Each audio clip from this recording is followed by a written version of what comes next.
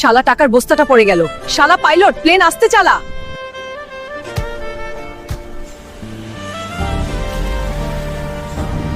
বৃষ্টির কারণে টাকার গাছের চারা বেরিয়ে আসে, তবে প্রচণ্ড গরমের কারণে শুকিয়ে যেতে থাকে।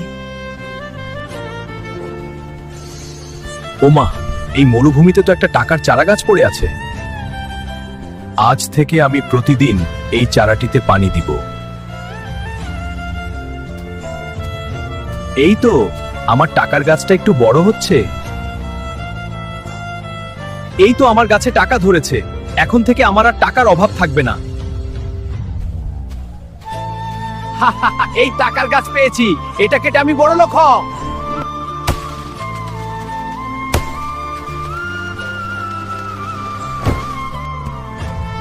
বন্ধুরা, তোমরা তো দেখেছো কি আমার টাকার গাছটা কেটেছে। তাকে খুঁজে পেতে লাইক, কমেন্ট এন্ড সাবস্ক্রাইব করো।